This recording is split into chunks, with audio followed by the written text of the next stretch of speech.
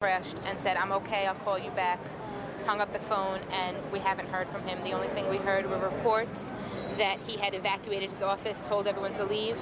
The last thing we heard was from his secretary, who said that he was on the 70-something floor on his way down the stairs. But he's a very good soul, and we're just afraid that he might have gone back to try to help more people once they announced the building was secure. And we did a story with you yesterday. You've been hospital after hospital searching.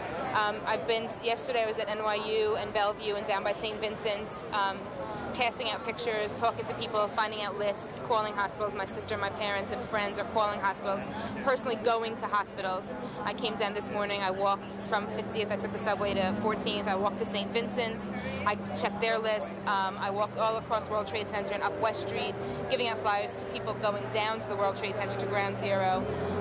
Today I came up to the Armory and I filed a report with them. I handed in his dental records, his fingerprints, all the information they wanted, hair follicles, gave them pictures, and we're just hoping that someone heard or saw something or can give us some confirmation of where he is, some real valid confirmation that's been verified.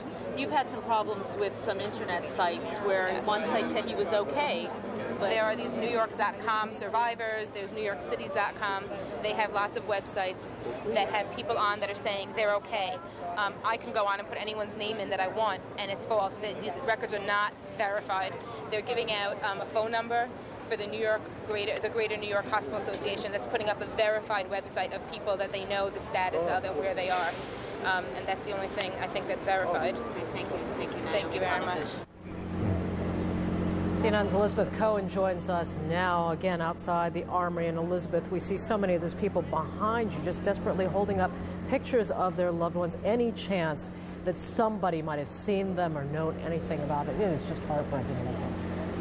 Exactly. I've spoken to countless people today and yesterday, and all of them, every single one, have hope that their brother, their sister, their wife, their husband, their best friend will be found. No one I've spoken to has given up hope. I want to give you sort of a flavor for what's happening here. Behind me at the Armory, hundreds, if not thousands of people have stood in line to give authorities information, to file reports. The authorities are taking it all down. They're telling people to bring in dental records. They're telling people to bring in blood samples of close relatives so that there can be a DNA match if a body is found. What you hear behind me, that noise, is a generator. It's generating lights for the police because they're going to be doing this into the night, and they need lights to help people figure out where they need to go. I want to show you sort of what's going on here. This woman right here is looking for her sister Bridget. She worked on the 94th floor of Tower 1. She worked for American Express. This woman here is looking for Yvonne Bonomo. She worked on the 94th floor also for American Express. She is 30 years old. This woman here is looking for her son and her daughter. They are both missing. They both worked for Windows on the World on the 106th floor of the first tower. Her son is Roshan Singh and her daughter is Kamini. They are 21 and 25 years old, and she is looking for both of them. People are putting signs also all over the city. You can see these flyers. They are pasted on restaurants, on the sides of trucks, on walls, everywhere, advertising saying, please, if you have heard anything about this person, please call this number. You can see, for example, just right over here on this police barricade, people have posted up these signs saying missing, please call. People here, you see them with their children. You see, we've seen a lot of wedding photographs. I guess that's often what people have handy. And people are just looking for some sign, really, for any sign about what's happened. I'm going to talk now to the Bustillo family. The Bustillo family, they've been searching, two brothers and a sister. Henry and Gilbert Bustillo and their sister Disa are searching for their brother Milton. Henry Bustillo, what was the last anyone heard from your brother? Well, last we heard, it was my sister. She spoke to him on Monday, and he was so happy that he just purchased his new house, and he was just really glad. And then he went into work on Tuesday, and we haven't heard since. I mean, it's such a tragedy. You know, we've been looking for him for 3 days already, and we haven't found anything. We stand online, swapping information so we can swap information with, other people that are missing their loved ones. And many people from his company are missing, is that right? Yes. Cantor Fitzgerald it was located between 101 and 104th, and that's where the impact hit the most. And it's just, we're waiting. I mean, we're waiting for some results, or for the company even to come up and step up and look for us and say, give us some little comfort, because we need their support as well. And we haven't seen them yet. Please, if anybody has seen my brother, please give us a call. You can reach us at 201-346-9018, or you can reach his wife at 1718-698-6982.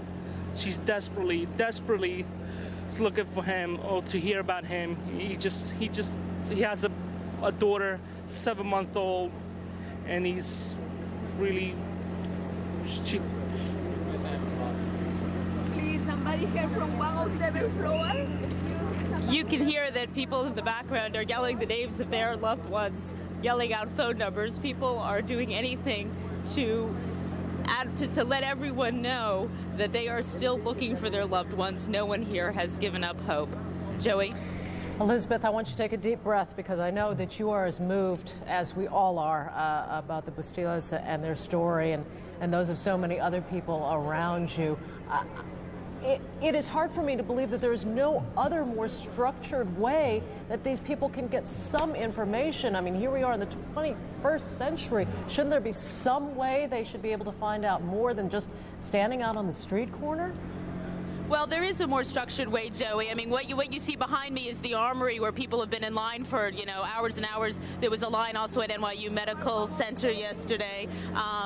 And so there is a more structured way. You go in, you tell the authorities the name, you fill out this report. It had, I think almost 10 pages, the color of their eyes, exactly what they were wearing, descriptions to a T, and so that they can know if they see that person, they can link them up. So people have actually been very complimentary of how the authorities have handled this. One thing that people have not been complimentary of, the families I've spoken to, is the internet sites. There are several internet sites, but it's not, several of them listed people as being okay and found who weren't found and who may not be okay. So the internet sites, I think people are although the internet should be a tool in this situation, apparently these sites aren't secure and they're not completely factual.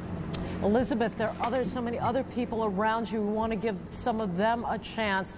Can you talk to some of those other folks around you about the people they are looking for? There's a woman there to your right. She's really been trying very hard to bring her loved one's picture. Okay, let's talk to her. Hi there. Tell me who you're looking for. I'm looking for my older nephew. He's 28 years old. He was on the top floor on the first hearing on the North Tower. He worked for Genuity Company. It was only 9 people on the company. We heard people up to the floor 106. If somebody at least heard from one person on the floor 107 to let me know. He was on the phone with his boss a couple of minutes before the first hearing on the tower. His parents are devastated. He was on the 107th floor of which tower? On the North Tower, the first one to be hit. And he was on the phone with his boss, and what did he say? No, that was just technical conversation. He hung up, and 2 seconds after that, the first airplane hit the tower. We heard people up to the 106th floor, okay? If somebody heard from 107 floor, that's all that we need to know.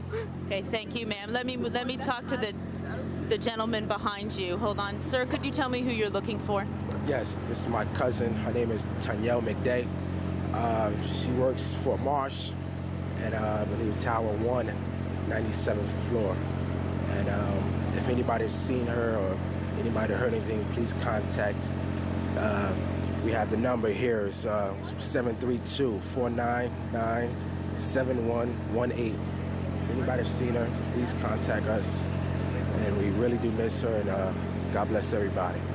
Can you tell me, when was the last time anyone heard from her? The last time it was approximately 8:30. She spoke to one of our relatives, stating that she was okay. She was at work, and that's the last time we heard from her. She said she was okay after one of the explosions? No, this was approximately when she got to work. It was approximately 8:30. She was telling us that she got to, work okay. So and that's the last time we've seen her. Now, have you gone and spoken to the authorities in the Armory? Have they been helpful? Yes, they have. My family and everybody, staffs and police department, fire department, everybody's been very helpful. We filled out the claim and everything, to try to find her, So everybody's been doing a great job, Okay, thank you, sir. Sir, can you move forward a little bit? Can you tell me who you're looking for? Looking for my cousin Nino Gargano. And what floor was he on, and in which? I think 104, 103 in the North Tower, Tower number 1. When was the last anyone heard from him? Tuesday morning. His mom and when he went to work, his mom said goodbye, gave him a big kiss, and never saw him again. So we're still looking. The entire family's totally looking for him. Got posters all over the place. Thank you, sir. Thank you. Ma'am? Hi, I'm the wife of Peter Mutos, and we just want to let all his relatives know, and Peter as well, that we're not going to give up until we find you. We love you. Where was he in the World Trade Center? He was on the 100th floor in building number 1. And did anyone hear from him just before? The only lead I have is that there's a William Mutos in the World Trade Center, and that so right now what I need is the master list of people that were in the World Trade Center, because Mutos is not a common name, and my thought is that there might be a cross in the first name when they're retyping the list. Now, what have you done? I'm sure you've spent the past 2 days now trying to find him. Tell me what you have done in your search.